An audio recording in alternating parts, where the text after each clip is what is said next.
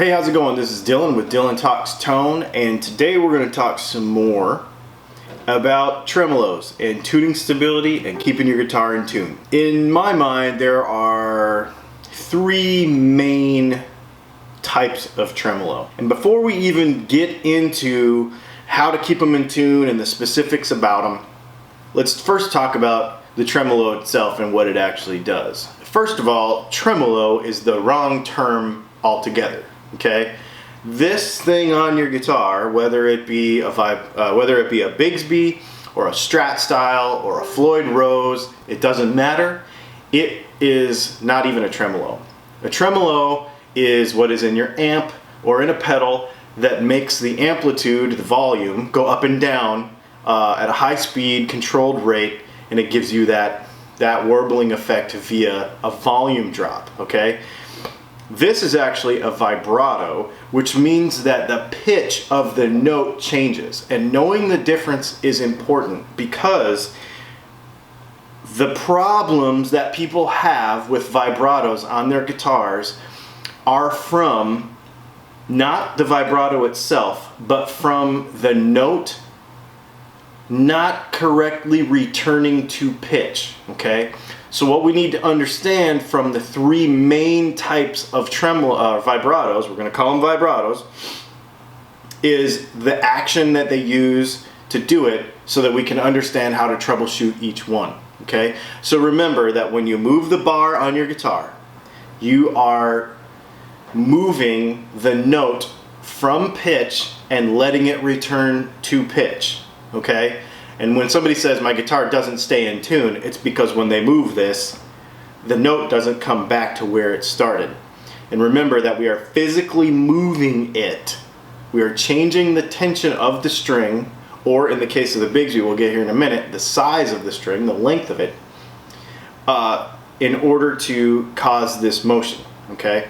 So let's talk about the three main types. First of all, we're going to discuss the Bigsby. It's probably one of the oldest types of vibratos out there. And there are more than three main ones, but these are kind of the ones that everybody talks about the most. So here we go talking about the Bigsby. Okay, and I've got two different ones here today because I want to show you two different ways of handling the same quote-unquote problem. Okay, so like we said, we're moving the note from pitch and letting it return to pitch. The way a Bigsby does it is when we roll down on this bar, this one here or this one here, it doesn't matter, that rod turns and it actually moves the string along the guitar. Okay, so on a Bigsby, the string actually goes this way and comes back. Okay, so that means that all of the points that it touches are friction points. That means that they are rubbing on, the string is rubbing on the nut, it's rubbing on the saddles, it's rubbing on the transfer rod. Okay, so all of those things are moving, and those are they're causing a friction. So that means that when we move this, it has to be able to not have so much friction that it can't return to pitch. Bigsby bridges in many guitars have a couple of different ways to do this. On a Gibson style guitar or like a 335 or something, typically the issue with those is the fact that there is that Tune-o-matic style bridge and it's got the blade and the string will actually grate across there and it will not return to pitch because it will slide across and then it won't come back. Okay, so the way you cut those and having a professional setup and being able to have a file that is the proper shape for the right size of the string to allow that string to move on there is a big deal. If you don't want to mess with any of that and you want to just get a roller saddle that allows that string to roll across there as it moves back and forth, you can do that. There are some tonal differences and some things to mess with that, so just think about your options there. On a Telecaster style, one of the common ways, now this is a B5 Bigsby with a conversion kit, although we built the guitar from scratch. this way, but you can convert a regular Telecaster to a Bigsby using this kit. This bridge is actually made, and I don't know if you can see it, you probably can't see it in the video, but this bridge is actually made to pivot back and forth with the Bigsby. Now the thing about a Bigsby is, it's not like a Floyd Rose that's made to like dive bomb and come back. It's a vibrato that's supposed to give you like a subtle warbling effect, okay? And so what they've done here to fix the friction problems is made a bridge that rocks back and forth a little bit and moves with the strings as the tension lessens and grows again, okay? So the other thing about this is it kind of takes out some of the tension, the friction problems, but you still have to worry about your nut being cut properly, because the string still has to be able to move back and forth in the nut, because it will move in the nut. Because if you go down like this and then there's a grabby part in the nut and you let go and it doesn't come all the way back, there's where your tuning stability is. The other thing about a Bigsby is the base plate, especially on like a B16 like this one, can be prone to a little bit of a twist. The same thing with the B5. They're on a foam pad. When you screw them down to the guitar, sometimes they can have a little twist to them, and it can bind from one rod to the other and not give you a free action, okay, of the motion of the tremolo arm. And what'll happen is it'll be a little bit notchy. So check your screw tension and make sure, because when these come new, they're supposed to have a foam pad underneath the corners. And sometimes if you over tighten one corner versus the other, because the thing's not going to fly off of there. So it doesn't have to be like impact wrench tight down to your guitar, but it needs to be more even across the 4 screws so that you don't have a twist, okay, in your tremolo system, in your vibrato.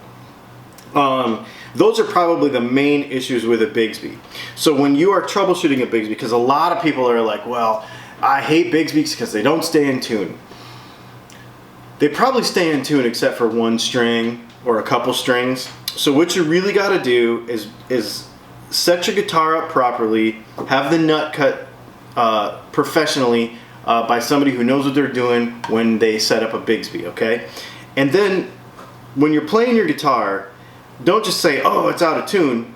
Try to isolate what string is giving you the trouble and then address the friction points with that string in particular.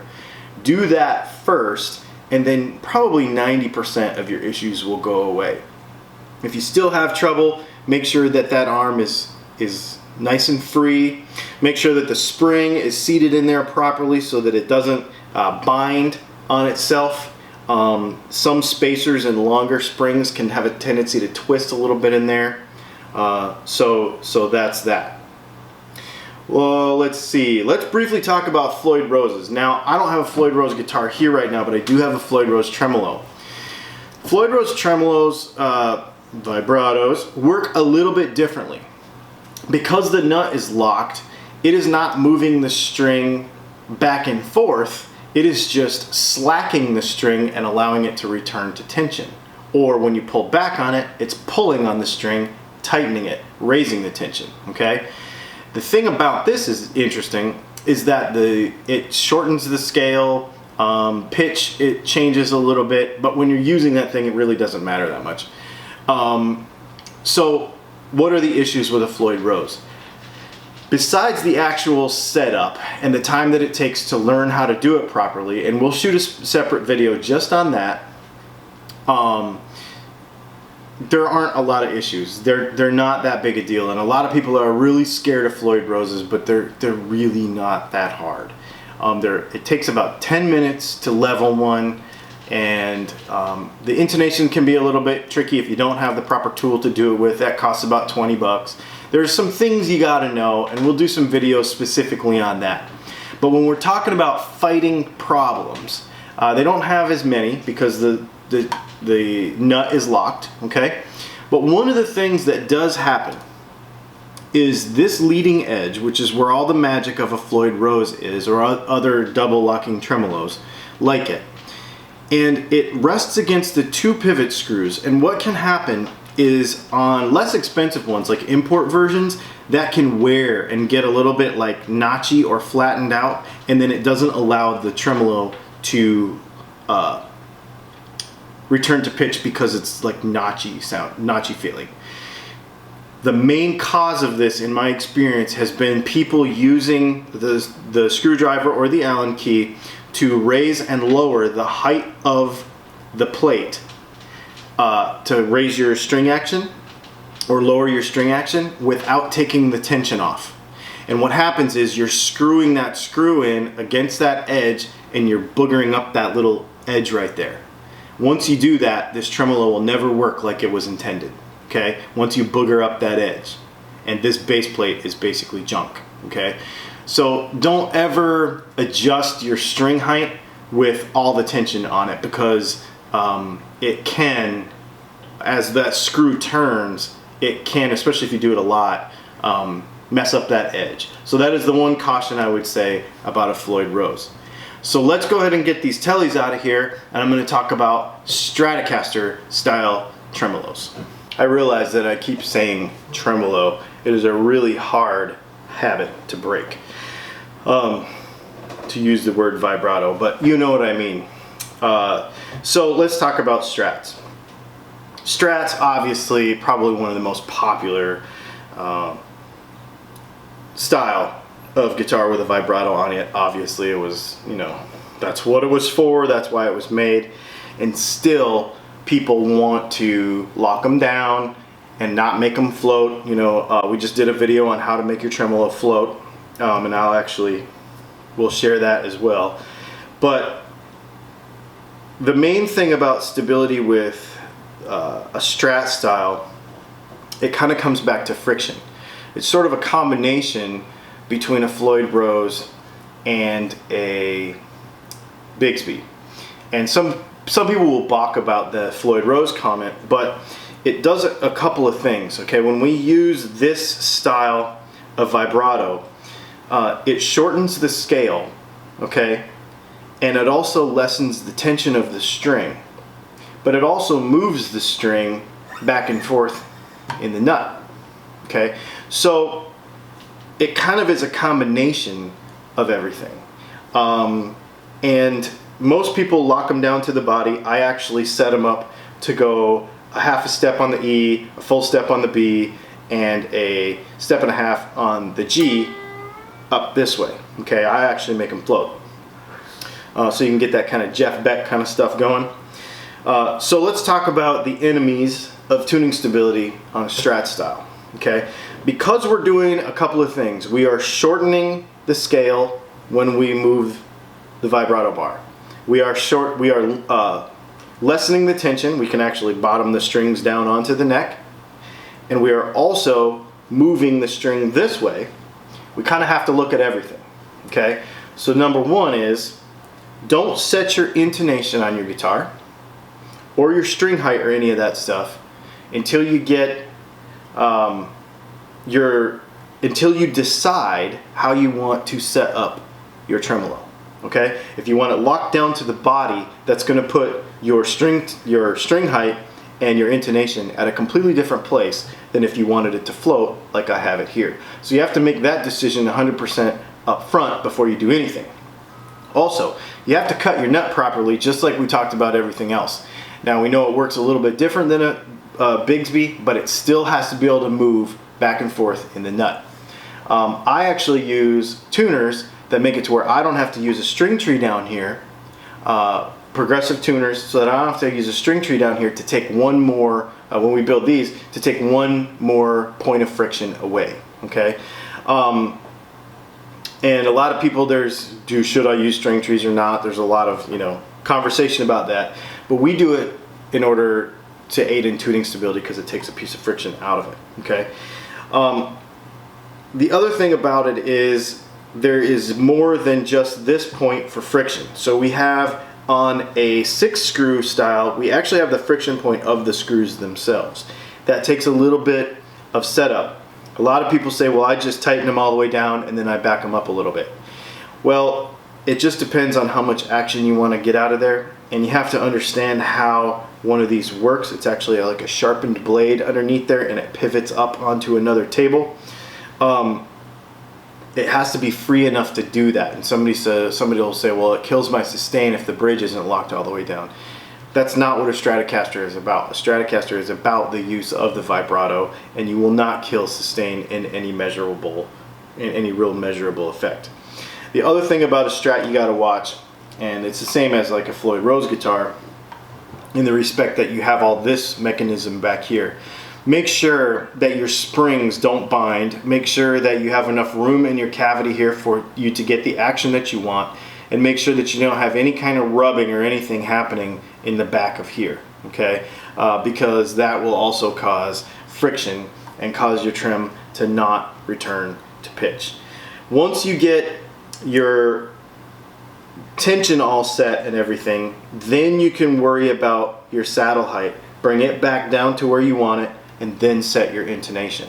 If you do any of that, intonation is always last in a guitar setup anyway, well, probably before pickups, but the last mechanical motion you're gonna do is intonation no matter what. I've had people post on my YouTube videos, well, this changes the intonation, so you're always gonna have trouble no matter what. Well, you're changing the intonation when you move this thing anyway. That's a non-issue, but just do it last so that you have, so that you're not affecting it afterwards by moving the bridge around. Okay, one more thing I want to talk about, and we're going to flip this guitar around to do this, is, hang on, let me get some towel over there.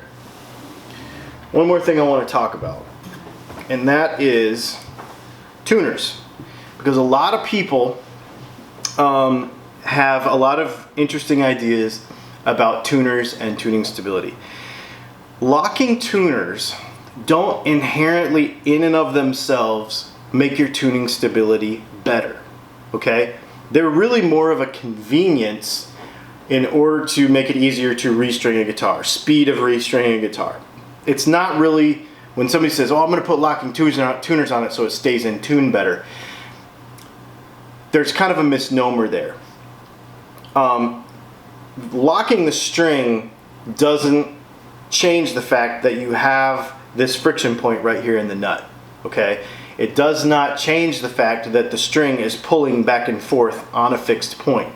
That doesn't change, so that does not help in and of itself. What it does help with, however, is one of the things that happens when you put strings on a guitar, you know, when you wind it around the post, if you do it too many times, what can happen is that coil, every time you move your vibrato, or actually every time you play and bend your strings, that coil, if you have too many winds on there, can expand and contract, and on your wound strings especially, it can kind of like go notchy like this, okay? And that'll actually cause tuning stability issues, because that coil on the post will be expanding and contracting minutely every time you move, and it may not return to pitch because of that. So the benefit of having locking tuners is not the actual locking itself, but it's the fact that you can put the string in there, and there actually is less, in many cases, than one wind around the post, so that you don't have this expansion and contraction and the instability of string on string coil problems on your tuning posts, okay? So that leads us to, how do you use a tuner, locking tuner? A lot of people will put a couple winds on there, they'll do whatever. These Klusen double line locking vintage style tuners especially illustrate the fact that all you do is you pull the string through, you lock it down, and you tune the guitar. There's no winds on it, there's none of that stuff. And it keeps the string from having, like I said, too many winds. So it's not necessarily that it actually stays in one spot, it just makes it to where there's less to mess up, if that makes sense. So hopefully this little quick overview, or not so quick overview, of different styles of vibrato systems, the Bigsby, the Strat style one, and a little bit of a look at the Floyd Rose, will help you get some more tuning stability issues out of your life, and you can actually use these things and not block them up, or, you know, use them. Make sure you use them. If you have any questions or any other problems, please let me know at my YouTube channel, Dylan Pickups, Subscribe to that thing. If you have any questions about this at all, or you want me to do a video on something that you are concerned about, please let me know. Subscribe, and we'll talk to you soon. My name is Dylan, and this has been Dylan Talks Tone.